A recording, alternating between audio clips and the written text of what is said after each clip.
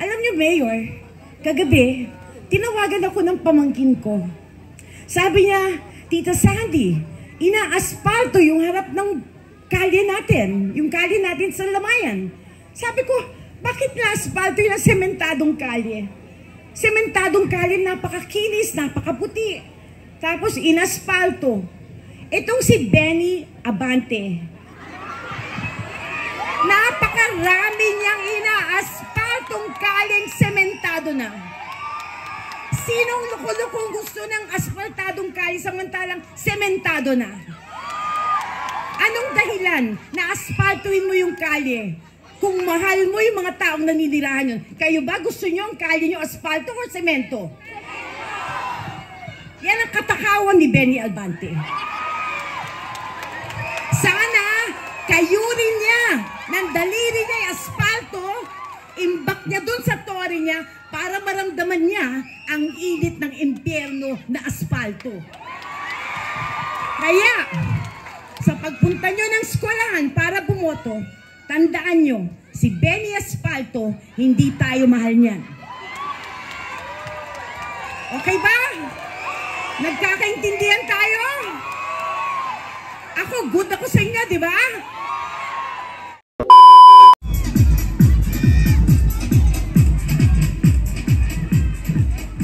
Hello!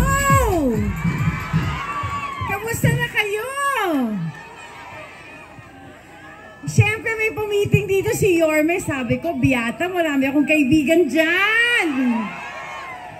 Napaka-importante ang Pandakan sa lugar natin. Alam mo, Mayor, simula nung nagawa yung mga tulay, na iba yung anyo ng aming magandang lugar ng Pandakan, na napunta kami sa dilim.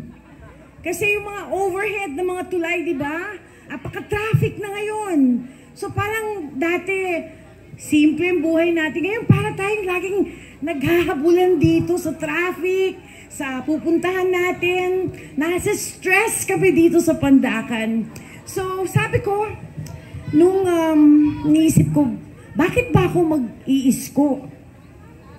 Eh, dapat bilang babae, suportahan ko yung nakaupong mayora doon, di ba?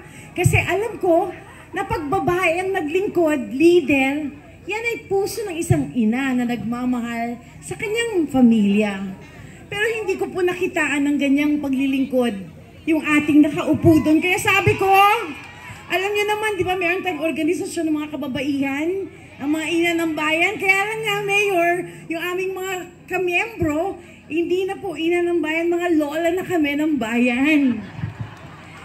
So, kailangan natin ng energy at saka yung, yung sistema ng paglilingkod na mula sa puso.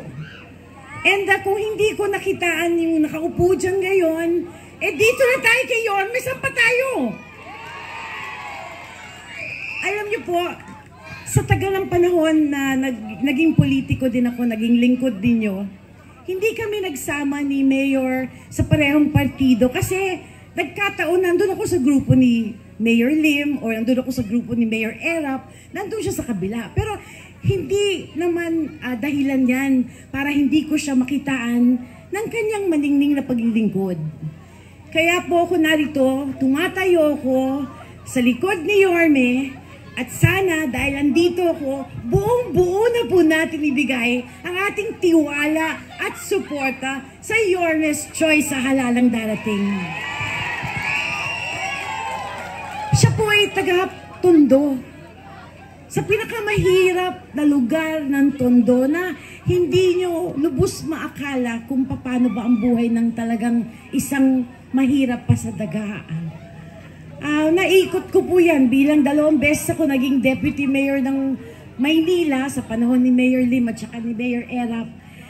Napuntahan ko po yung mga lugar na yun, napakahirap. Pero itong batang Maynila na ito, itong batang Tondo na ito na si Yorme Isko, nangarap siya, naniwala siya na pwede tayong magdulot ng magagandang proyekto para ikaunlad ng buhay ng mga taga-Maynila.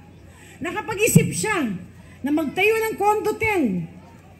Nakapag-isip siya na maglagay ng aircon sa eskwelahan. 2 months ago, Walang pasok ng sobrang init. Dati walang pasok dahil binabaha, binabagyo. Eh ngayon sa sobrang init, itong taga-Tondo na batang Maynila doon, naisip niya nung bata siya, sigurong init dito. Sana may eskwelahan na may aircon. Ginawa niya yun. Whether kayang bayaran ng Maynila ang Meralco, isa pang usapan yun. Pero nangarap siya, ginawa niya ng paraan, ginusto niya, at ibinigay niya sa mga taga-Maynila. Yan ang nakitaan kong gustong-gusto ko sa mayor natin na ito. So, hindi na ako magpapakahaba. Itong gabi na ito ay para sa inyo, para makilala nyo ang mga kandidatong hangad maglingkod sa inyo. Ang mga kandidatong mangunguna sa mga programang ikaunlad ng ating lungsod, na magbabalik ng kagandahan, kaayusan, katahimikan at liwanag sa ating kapaligiran. Ito po ang daladala ng Your Miss Choice, Isko Moreno, Chia Chenza, Joey Uy, at yung kanyang mga konsehal na narito. Isa pa, alam niyo, Mayor, kagabi, tinawagan ako ng pamangkin ko.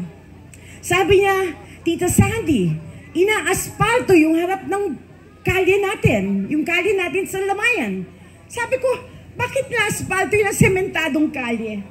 Sementadong kalye, napakakinis, napakaputi. Tapos inaspalto. Itong si Benny Abante, napakarami niyang ina-aspaltong kalyeng sementado na. Sinong lukulukong gusto ng aspaltadong kalye samantalang sementado na? Anong dahilan na aspaltuin mo yung kalye? Kung mahal mo yung mga taong naninirahan yun, kayo ba gusto nyo ang kalye nyo aspalto o semento? Yan ang katakawan ni Benny Abante. Sana kayurin niya ng daliri niya yung aspalto, imbak niya dun sa tori niya para maramdaman niya ang init ng impyerno na aspalto. Kaya, sa pagpunta nyo ng eskwelahan para bumoto, tandaan nyo, si Benny Aspalto, hindi tayo mahal niyan. Okay ba? Nagkakaintindihan tayo? Ako, good ako sa inyo, di ba? Anyway, kayo na ang magsasabi. Dadalawa lang naman sila eh. Di ba? But anyway, I love you very much. Thank you for the opportunity to say hello to all of you. And God willing, God first Manila, ibalik natin Your Miss Choice, Isko, para sa ating lungsod. Salamat po at magandang gabi sa inyo lahat. Maraming salamat po, Congresswoman Sandy Ocampo.